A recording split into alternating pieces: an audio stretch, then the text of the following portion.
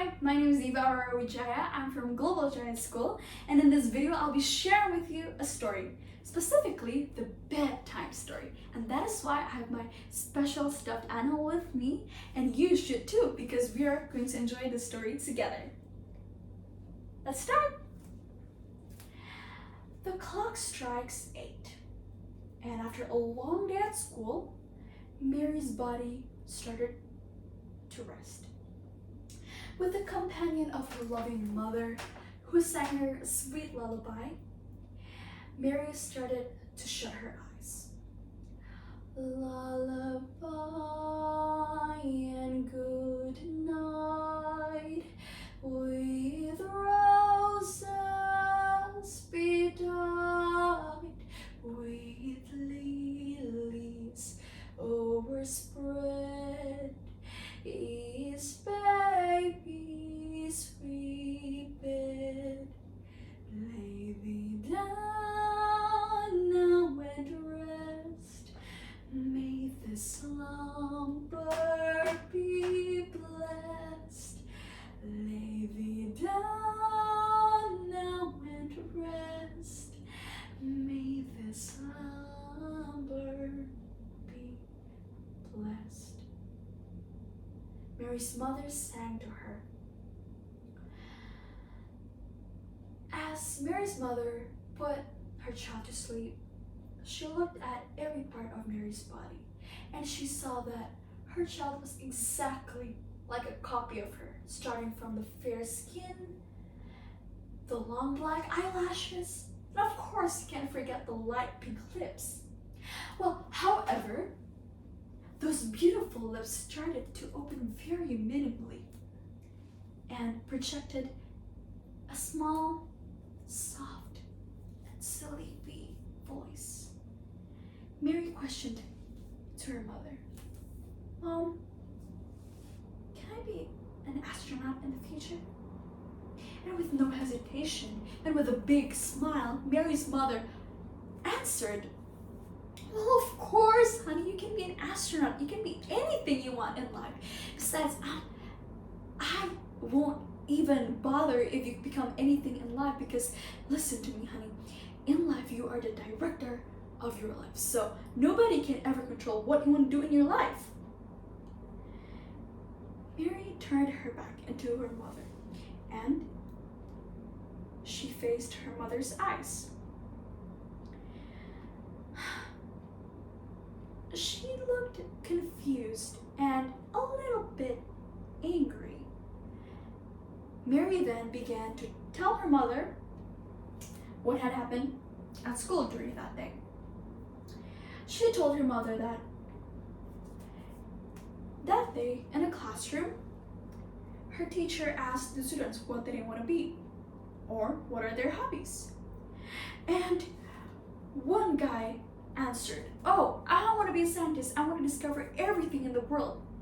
Then another guy named Aaron answered, "Oh, I want to be a football player. You know why? Because right now I'm on the football team and I'm the greatest player. So that is what I'm going to pursue in the future. I'm going to be the best player, best football player." And the whole class cheered. The whole class clapped, and it was a very euphoric situation until this was broken down when Mary's best friend named Helen answered, "Oh, I want to be a football player as well. I like football too." Then everything was silent. Nobody responded. Like, it was quiet and no claps, no cheers. What happened? Then Aaron's friend halted from across the room. "Hey, you know football are only for boys, right? I bet you can't even kick the football." And the whole class laughed at Helen's answer. They humiliated her. Helen truly felt ashamed for what she had answered, and she ran across the room, out of the room. And of course, as a good friend, Mary followed her. Outside the classroom, Mary hugged Helen, and Helen sobbed on Mary's shoulders. This affected Helen in a way that She suddenly felt like she didn't want to answer the prompt anymore. She didn't want to share to people about her dreams and hopes, although she knew that ever since she was 5 years old, all she wanted to see and discover was space. She wanted to know how the moon is like from up close. She wanted to see how stars are like. And she wanted to know whether there is actually life in Mercury up until Neptune. But because of that one event in the classroom, she hesitated to share her dreams.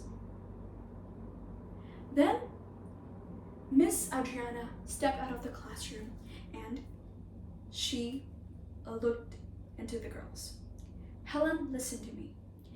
I'm very sorry about what had happened in the class, and please don't take this very seriously. I know it's gonna be very hard on you, but listen to me, you have to prove them wrong. Continue playing football. I know you can do it. I saw you play yesterday after dismissal time, and girl, you were great. You are more than great. You definitely can kick that football across the field, and that was amazing. I'm very proud of you, Helen. Please continue to play football, because if that's what your heart says, listen to it.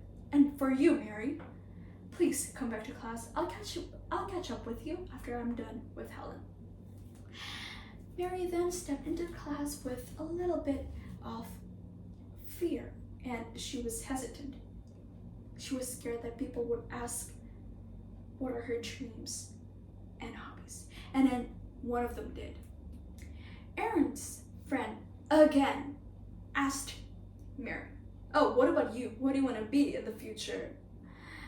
And Mary answered, I don't know. I haven't decided yet. For hobbies, I like drawing.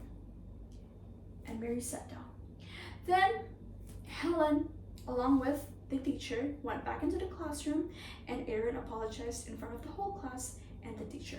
And everybody thought everything was cool after that. But however, during lunchtime, Aaron and his arrogant friends went up to Mary and Helen, and he said, "Oh, look, Helen, if you really thought I would apologize in front of you, and if you fell for that apology, you are such a fool. And actually, I agreed with my friend when he said that footballs are only for boys, and I bet you can't even kick the football. So, bye, Helen, and bye, Mary." They left, arrogantly, of course, and Mary stopped telling the story. She didn't want to continue because she knew that the rest of her school day was just total disaster. And she immediately hugged her mother and cried very deeply. Seeing this, her mother was absolutely crushed because her daughter's dreams were crushed just like that because of someone's response to another girl's dream. And Mary's mother began to say, "Look, Mary, don't trust them. Don't listen to them, okay? Tomorrow, I want you to tell them that you want to be an astronaut very proudly, and you should be proud of it, because you know what? No one should even tell you what to do with your life. Look, girls can do anything they want. Girls don't always have to look perfect. Girls don't always have to wear dresses and drink tea. This is not the 1940s, the 1930s, okay? This is a modern world. And you have the rights to do anything you want. So don't ever listen to what they say. Do not stop dreaming to be an astronaut, because I know how much you love spaces." And this made Mary smile and gain back her motivation with the use of her mother's magic words. Mary started to shut her eyes again, and with a small voice, her last question popped up. "What will I be, Mom?"